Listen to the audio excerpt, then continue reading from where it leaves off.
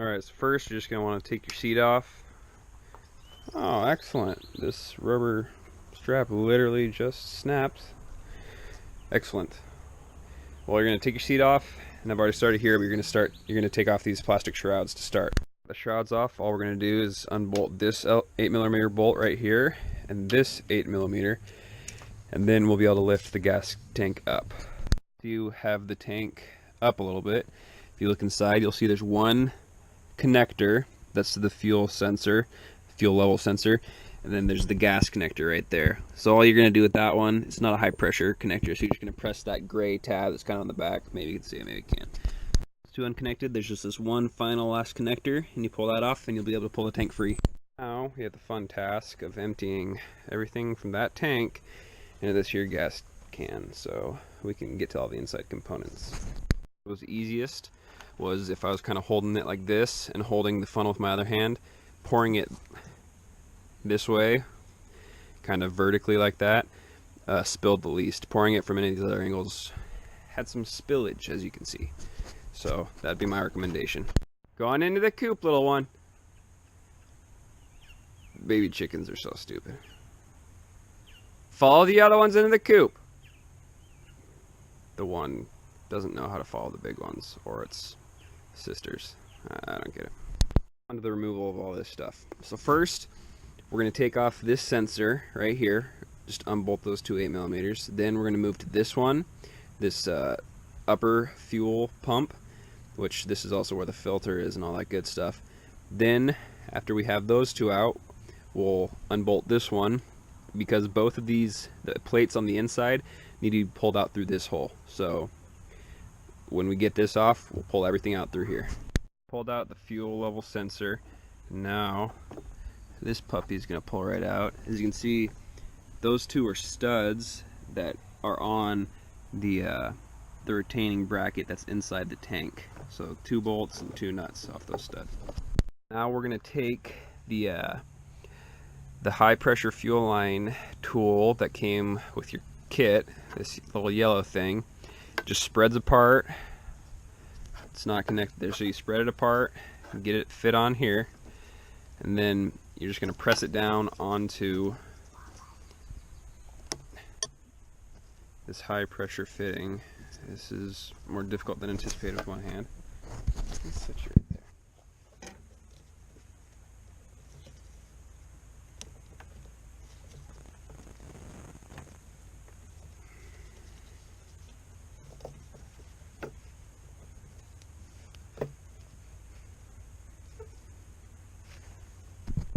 So I finally got it out. So it's pretty easy. I mean, just the way it works is there's those little tangs in there, and this tool, all they do is just spread those out, so you're able to pull this bit out. So we do that on that one, and there's this second high pressure line right there. We'll undo that one. Those two, all we have left is this one electrical connector. It's a simple plastic tang type connector.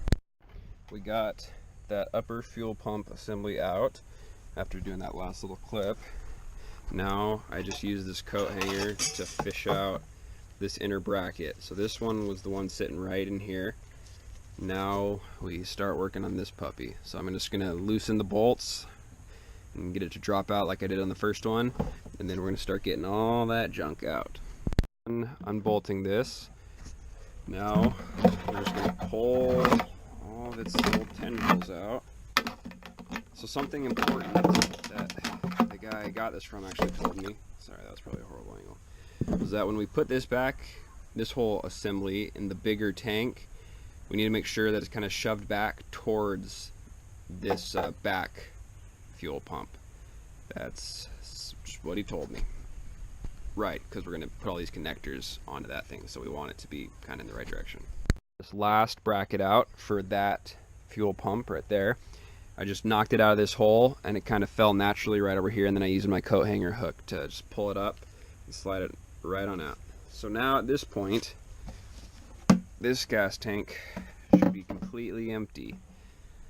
Nothing, no parts left in it. So now we are ready to move on to putting everything into the big tank.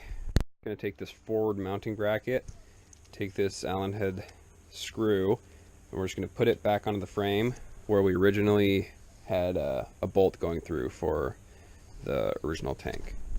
Take this bracket and put it onto the back of our 3-gallon tank using the included Phillips head screws.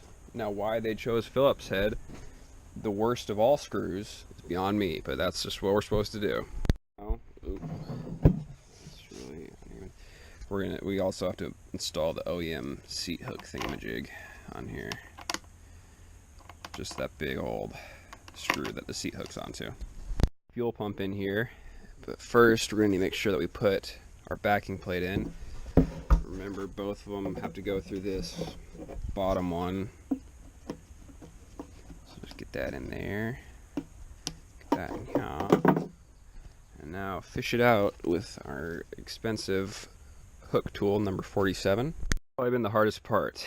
So, with the backing plate pressed up in there that we got through that bottom hole, I then lowered the pump through, and we have to use these L brackets for support, I guess. So the easiest way that I found, also this is the wrong bracket, I have to swap that out, but I just had it on to keep the backing plate on. The backing plate really liked to back off and fall out through the holes, and that was kind of difficult to get it to stay in there. So what I did was I held it like this, and then I shoved my handy dandy hanger tool down in there, and I pressed as hard as I could on the backing rod, while from below trying to align the pump so that those studs could fit through without pushing it down. So now I'm just gonna put the other bolt in here, swap out this bracket for the right sized one. As you can see, there's right size, that one, the holes not line up, so it can't be right. And then I'll move on to the next part. Thing all on and tightened up. Pretty sure you're gonna want to do a back and forth across pattern while tightening this. Probably don't want to have the back plate warped and let gas leaking through. So now what we're going to do is we're going to put the back plate for this rear pump in through this hole. We're going to get it lined up, and then we'll feed the tubes through for this back pump, connect all those things, making sure the back plate is on those tubes because it's going to have to be on for us to be able to install it. And then that's where we're going from here. I put the backing plate in there, and then I just loosely tighten these nuts on just to hold it in place, so I can work in there without having to worry about losing this thing. And I'll have to take those off later to get the pump hooked up and everything, but just to hold it there in place while I fish out all that stuff in there. Dark. I started really late, but this is what we ended up with. I was able to get all the fittings out enough to at least hook them up. I had to use my little pliers to pull some of the stuff out, and my hook. But now that these are out, we can just kind of push them all back in. All that effort getting them out. And then we just got to make sure that it's facing like this, that the tube is facing towards the back of the tank. And then once we get that back in, we'll undo these two bolts and we'll put the studs through this plate, put the support brackets on, and then bolt it down. Alright, so here's my bottom one, or my top one, mounted in. It looks kind of crooked, but I don't think it really matters.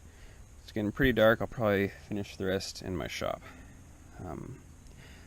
But next we just have to put in right here this little guy, the fuel level sensor. Super easy. See why I was doing it all outside. My bench is a mess. But what we got to do is cut off this section right here on both the radiator shrouds. So what I'm going to do is I'm just going to take a pair of dikes and cut along there, and then use a grinder just to kind of smooth it up and make it look nice. Looking at the plastic right here, the RRS is the front of the bike. If you look back here, this is the piece right here. That's the part that we need to take out. So that's what it looked like. You can see that. And then I cut it out, and I ground it some, and I sanded it. And now looks like that. So there's the two sides. They're not lined up the right direction, but that's the differences. So that's what we want. Second one done. It's like it was never even there. Now we just gotta put everything back together. I'm gonna pour gas in my tank first to make sure it doesn't leak, and then I'll put everything back on the bike. Good thing to fit. I've had to file out that right hand side hole a lot. This thing is made by like new guy at the shop or something. Barely even fits.